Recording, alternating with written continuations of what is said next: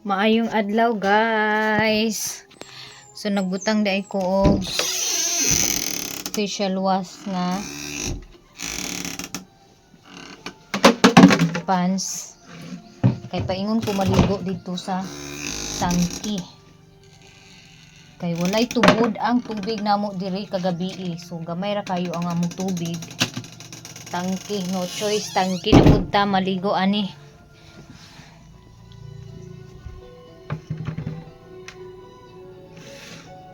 So akong dala sabon, shampoo ug brush. Magdala dai ko og sabon nga.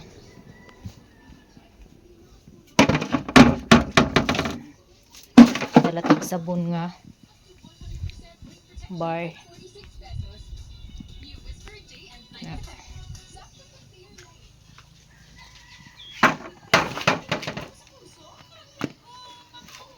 Maning dadun ako chinilas kay aron malimpyuhan.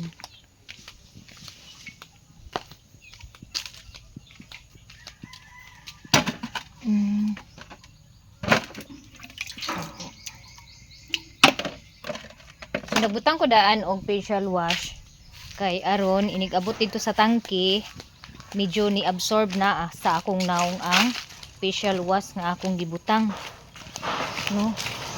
Kay ang useless man nga mag apply ta sa atong naong, tag pagkasabon sa mukha mo babanlawan mo agad. Useless dahil hindi siya makaka-absorb sa balat. Kaya ganyan po yung ginagawa ko araw-araw bago ako naligo. Binababad ko ng mga 5 to 10 minutes yung facial wash at saka yung sabon sa katawan ko, lalo na pag yung sabon ko na Abuji soap, binababad ko talaga siya sa katawan ko ng mga 5 minutes bago ko binabanlawan para makita naman natin yung epekto, kasi hindi natin mai-endorse yung product, lalo na pag nag-affiliate ka ng TikTok. Hindi mo mai-endorse yung product na binili mo kung walang resulta. Kaya sinasabi ko sa inyo guys, sa mga mahilig dyan magamit ng mga sabon like Kojic, kasi uso-uso ngayon yung mga Kojic, mga Bibi, o para sa akin yung nagamit ko kasi is Abuji soap. Maintain ko talaga yung Abuji soap na sabon. So yan po yung ginagamit ko para pati sa mga anak ko guys. Sa katawan ko yan po yung sinasabon ko, pero sa mukha ko pants yung gamit ko. Makikita mo talaga yung effect sa mukha mo, lalo na pag ilang sabon na yung magamit mo. Doon mo makikita yung effect, kasi sa isang sabon pa lang, yung iba may mga sabon kasi na 3 araw pa lang nag-e-effect na, parang namamalat na yung mukha nila. So ko yung merong effect sa mukha ko pero hindi magbalat-balat yung skin ko. Kita ko sa anak ko na si Plo-Plo, grabe talaga yung pimples ni Plo-Plo. Ang araw napansin ko yung mukha niya, parang na wala yung pimples niya ba. Tinanong ko siya kung anong sabon ginamit niya. Nagulat talaga ako guys, grabe talaga yung pimples ni Plo-Plo. Tinanong ko siya, sabi niya yung sabon daw na green. So Abuji soap pala yung ginamit niya. Sabi ko, ibabad mo ng mga ilang minuto bago mo banlawan. Kaya yun na po yung minintin ni Plo-Plo na sabon. Epektibo talaga siya guys. Kahit sa pamangkin ko na si Charis, yun din yung gamit. Nagamit din siya doon. Na-observe ko din na may pagbabago din sa mukha niya, nagbawas yung pimples niya. Kaya si Mana ngayon nag-reseller na rin ng Abuji soap. Sa mga gustong mag-order guys, sa mga gustong magsubok na gumamit ng Abuji soap, meron po ako sa aking TikTok, nasa yellow basket or nasa showcase ko guys, yung link ng Abuji soap. Ang kagandahan po sa Abuji soap mga maninay, kasi kahit na maarawan yung mukha mo, hindi nasusunog yung mukha mo. Sa mga gustong mag-order ng Abuji soap, punta lang kayo sa aking TikTok shop, Maria Shop. Nandoon po sa aking showcase ang length ng Abuji soap. Andito na nga pala ako sa tangke. Oh, tahimik ang buhay pagpasukan.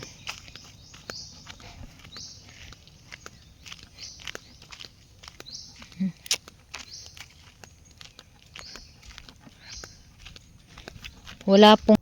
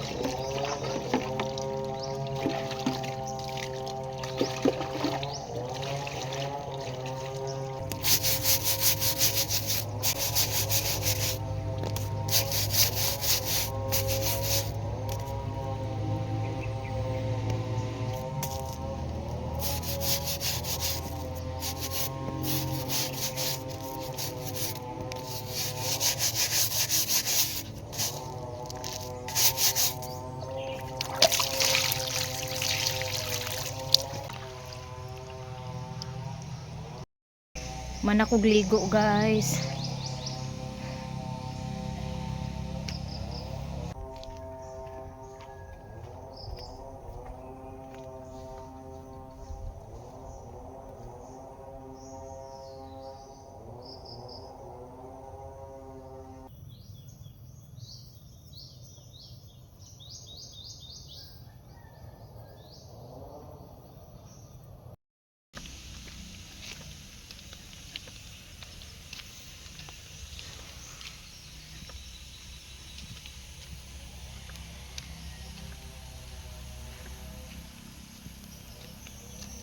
Two thousand years later.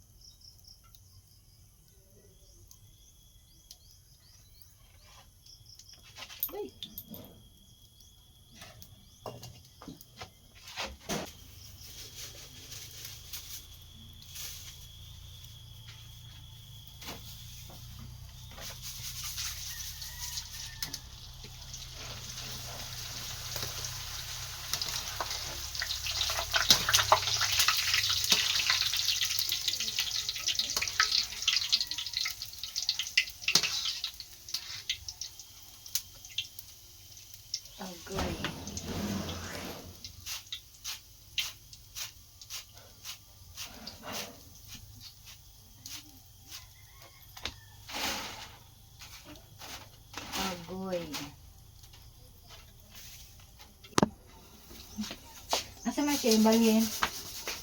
Kaning brown. Pangitag tapiro nga masudlan. Brownies. Brownies. Ne? Ba? Pamiliin pa na, pamiliin.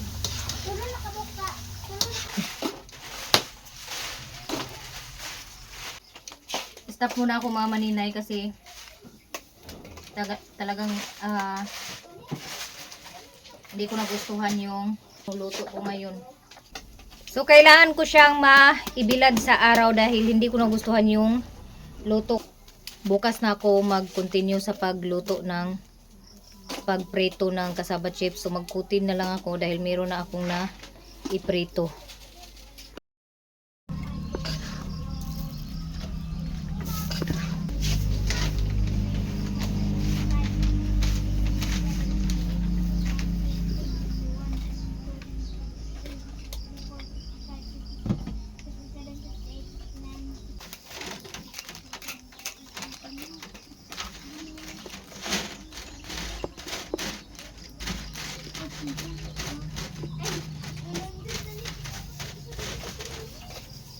Guys, patapos na dahil ni.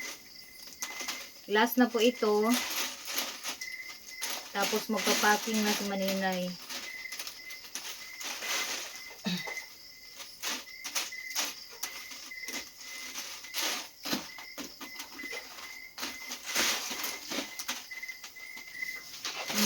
Ito ani. Yan guys. Ito mga tinidor, ginamit to pag mulay ng tinutid na.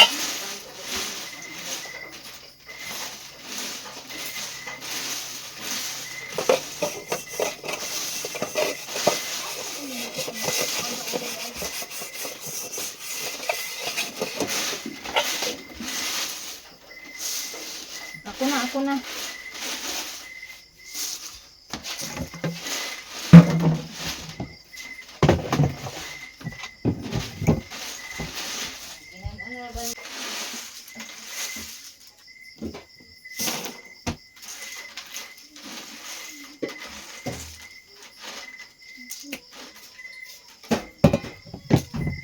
Container, na yung mga sulod ito sa container.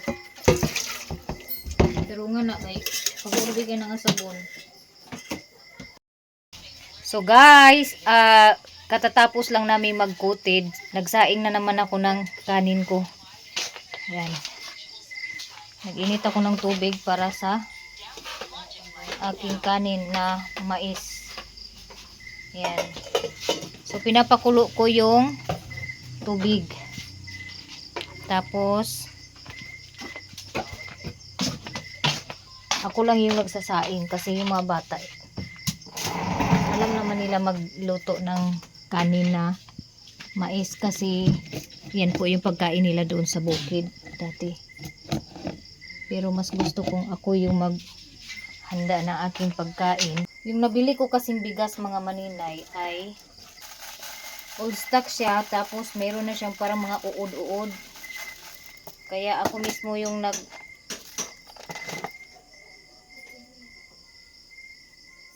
nagluluto. Ako mismo yung nagluluto kasi ganito po yung ginagawa ko, oh. Para maiwan yung ano ba, maiwan yung parang may uod.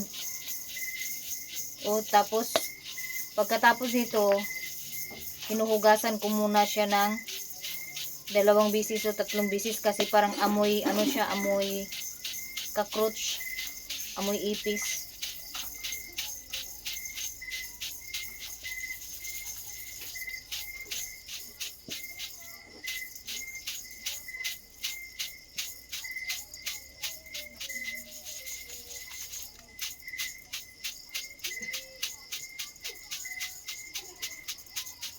Ayan.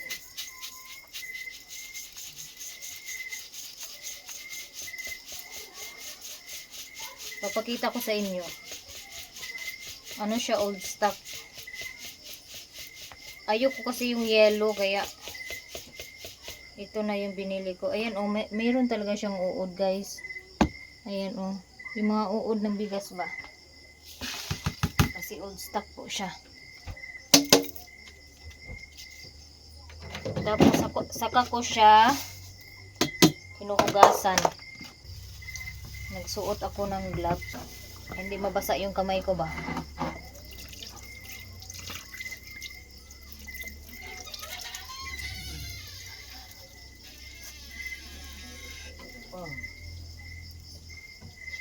Ayan.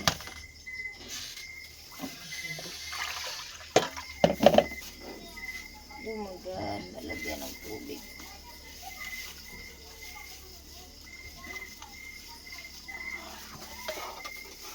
Ayan. Lagyan ko siya ng suka. May naalala ko, lagyan ko ng suka konti. Para mawala yung ano niya. Dito yata yung uod niya. Wala namang naisali na uod. Baka mawala yung amoy na ipis.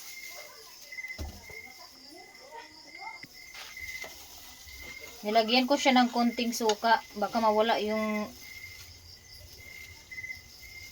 amoy ipis. Pangatlong hugas ko na to.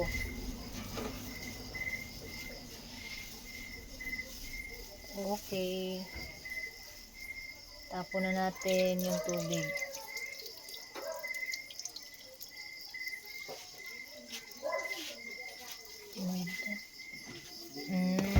Parang okay na yung amoy niya. Dito naman tayo. Hawak kibol. Hawak kibol. Ayan.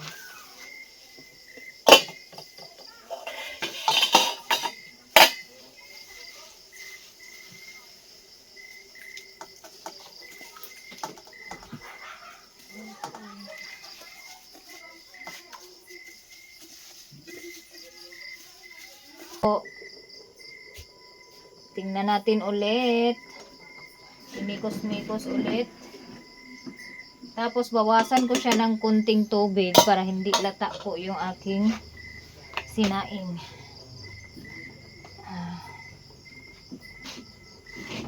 Dito.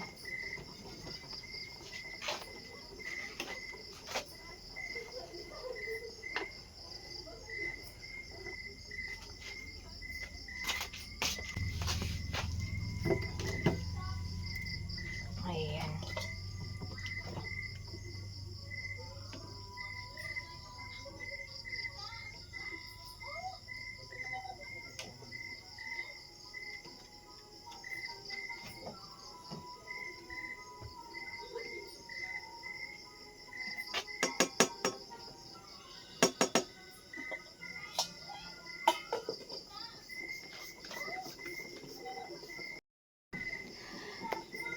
Medyo busy maninay ngayong linggo kasi napakarami po ng aking order. 240 po yung order ng aking kasaba chips. Kaya maraming salamat kay Ate Philly Bantayan Ambo na nag-order sa Bohol at kay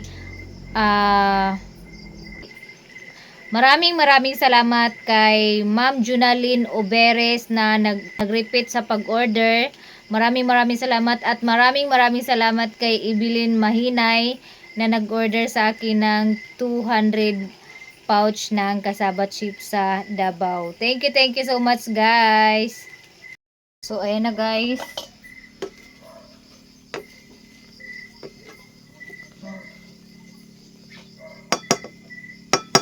Hindi ko siya tinakpan para matuyo. Mas mabilis na matuyo.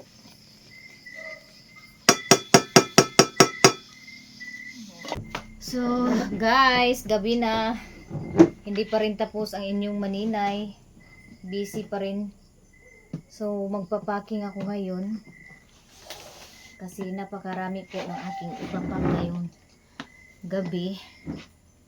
Naku. Meron ng... Ito po yung ipapack ko ngayon, oh. Isang Tupperware. So, aabutin ako ng alas 11 siguro nito or alas 12. Kailangan ko po itong maipak ngayon para hindi po mag-iba yung crunchy ng kasaba chips ko. Iba na po yung crunchy ng kasaba chips pag hindi agad na ibalot. So, dito po yan ilagay para easy to open. Ready na ang aking table, guys.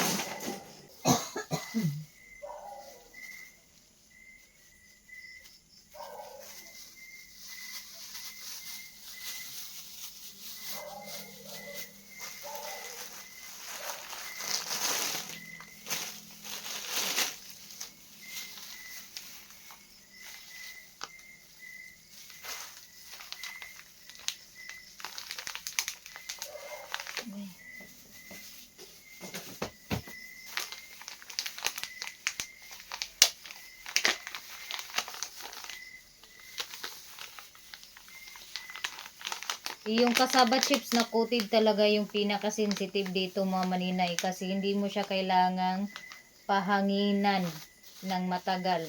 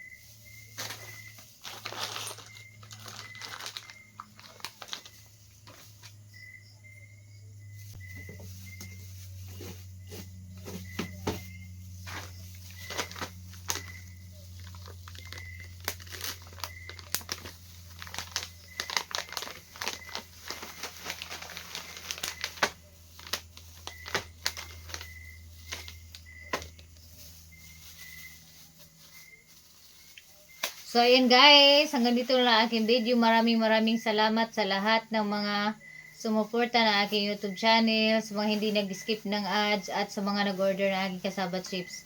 Hope nga daghan pag customer mo palit sa ako ang cassava chips. Good night everyone. Thank you for always watching guys.